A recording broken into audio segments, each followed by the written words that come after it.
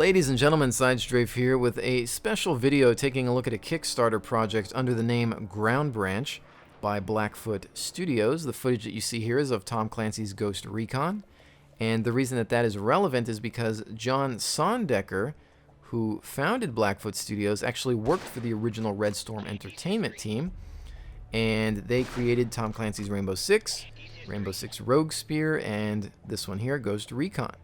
As most of you know, these are some of my favorite tactical shooters ever. Even to this day, I could still go back and play them if the community was there. These games brought us out of the strict arcade shooter genre. They brought us into something new where 1 or 2 bullets would kill and there was no respawn. This was a brand new thing, and they did it first, and they want to revive that genre. We do have tactical shooters that we can look forward to next year, namely one, mostly, but we need more.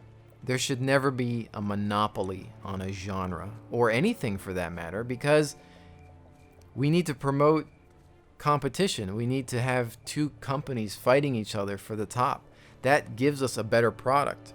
It's the same in hardware. If there's only one CPU maker, that CPU is going to be marked up and of lesser quality. If we have more than one tactical shooter to choose from, that's going to make the other devs say, hey, look at what these guys are doing. Let's up the ante. Let's, kick it up a notch. Let's make our product better than theirs. And while they're battling it out with friendly competition, trying to have a better product, we get better games. We get more patches and updates and support and DLC and whatnot. And that's how it should be. That's why there should be more than one.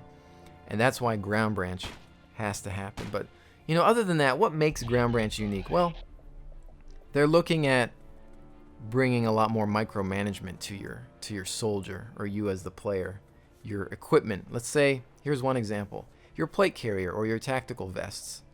Let's say we want to load it out for recon. We don't want to have as many pouches, not carry as much ammunition. You can do that.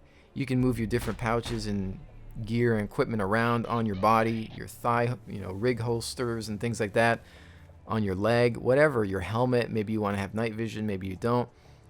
Might affect your encumbrance. Those are all things that you can change up in Ground Branch. Different types of camouflage and unique clothing, things like that for your operator. Those are things that are going to be, or at least that they're talking about having in Ground Branch. I think that's kind of cool to really bring it down to that micro level there. Same thing with your weapon. What kind of scopes and foregrips and other equipment do we want on it? Customization is very key in a lot of games these days. So those are some features there. But other than that, they just want to bring it back to really focusing on tight, intricate combat, really focusing on how the player is going to move and work, and a lot of the little things that some companies tend to take for granted, they want to really look at. We want to see, in a way, a modern day version of what Rainbow Six could have been. That's kind of what I've always wanted. It may not be this huge open world sandboxy type game, but we don't always need that. We don't. And it would be nice to just have a game that's like, look, I want to play some team deathmatch or objective based gameplay versus real people. I want to be able to get into it and have a tactical shooter experience that is great and realistic without necessarily having to worry about large world objectives that would take hours to finish. And I think that this is potentially what that is looking to be, and that really excites me to have something else there to choose from, because I'm not against buying 2 tactical shooters. I'm not. Why not? I want to have the choice to be able to pop in a different game and go.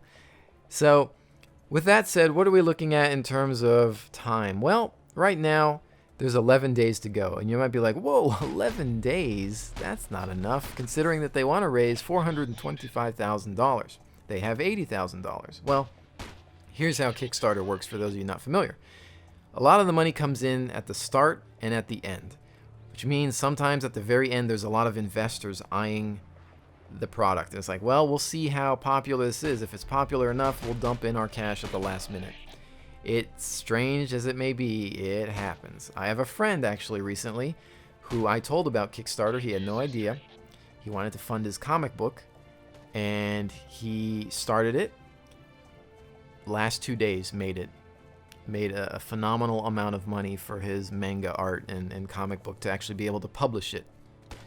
And that's just the way it works. And it's been the same for even some of the larger, video games that have been developed under Kickstarter as well. So don't be afraid of 11 days, because what we need to have happen here is you guys and myself, on top of donating, pledging money to own this game and perhaps just even back it, we need to spread the word. Facebook, Twitter, Google+, whatever you use. Maybe you're a YouTuber. Make a video about it. Spread the word. That's power. That is a lot of power there. The power of voice, that can make this happen alone. And that's what I'm trying to do here with my community. Now, we can look at some of the pledges here. Obviously, you could donate $1. $1 is the minimum that you can throw out there. However, if you do $15 or more, that's going to get you a digital copy of the game. $15, guys, we pay $60 for garbage. Supposedly AAA titles, where they want us to buy all this DLC and buy the sequel next year. No, enough of that. This is the benefit of not having them deal with a publisher, that's just going to ruin their game. What do we get?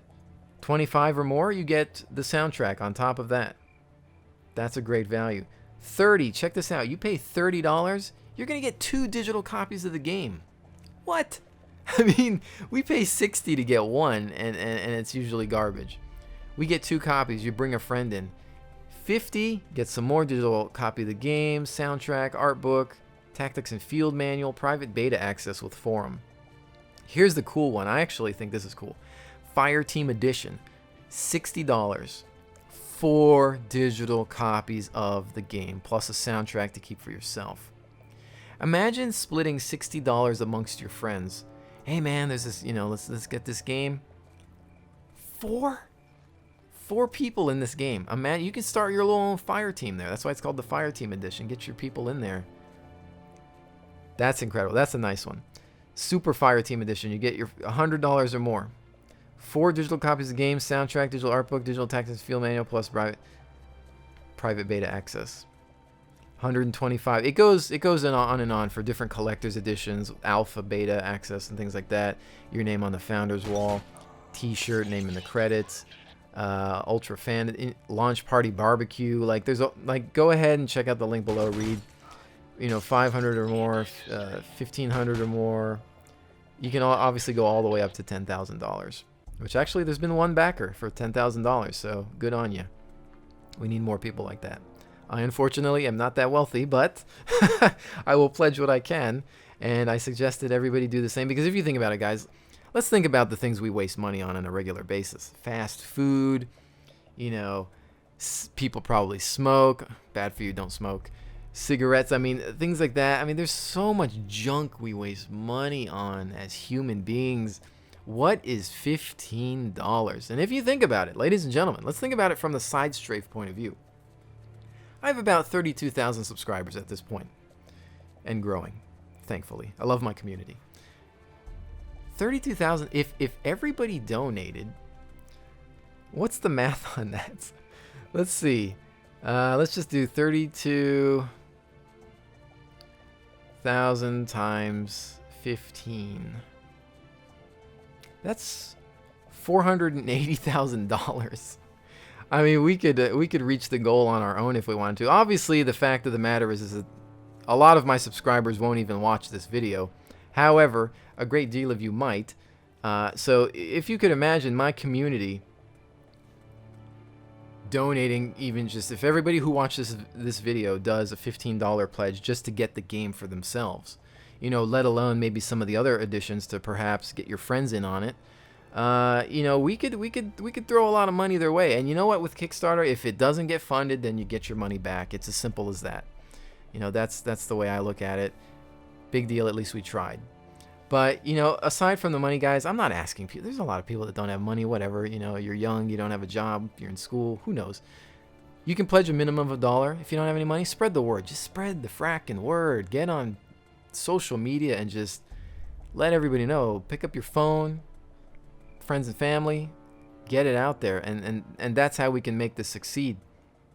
So again, don't let 11 days scare you. They've got a lot going for them. They actually have screenshots of the game. They actually have some video of really conceptually alpha footage of the game working, which is a lot more than you can say for most Kickstarter projects that just give you a couple pictures and some guy in front of a camera saying, hey, I want to make a video game. I mean, there is another tactical shooter out there that did recently get kickstarted, but they haven't shown us anything. It's pretty much been vaporware, and I'm not saying that it's not going to happen. I have nothing against them, but I hope it, works out, because like I said, more is better. But these guys have actually shown us something, and I think that that is incredibly cool. A couple other points before we finish up here. They want to do a Mac version as well as a PC version, which is nice. I have an Apple. I have a MacBook Pro that I do all my art on. I have a PC gaming machine for everything else. But, there's a lot of Apple gamers out there. They want to play games too, They're human. Why not? The more the merrier. This is also a DRM-free non-Steam version included. For those of you worried about DRM issues, you can play your game without an internet connection. Obviously, that's been of great debate. They've got developer experience. They know what they're doing. They've got the talent. And I want to thank everybody within my community for actually pointing this game out to me and really just trying to support another tactical shooter out there. And just mostly for keeping an open mind and realizing that we should have variety. That goes to show that that community has a voice. We've been set aside and sitting on the sidelines for a great many years as tactical gamers, and enough's enough. By making this succeed, we can also show those big name publishers that, hey, guess what? We want this game. Maybe you should work on something yourselves, because look how popular this is going to be. And if they want to just keep making the same rubbish over and over again, then that's ultimately going to be their problem, because the more success that comes out of Kickstarter games, they're going to have something to cry about, and they're going to have to really change their game plan. This is another reason that this should happen. So guys, with that said, once again, thank you so much. Let's make this happen. SideStrafe out.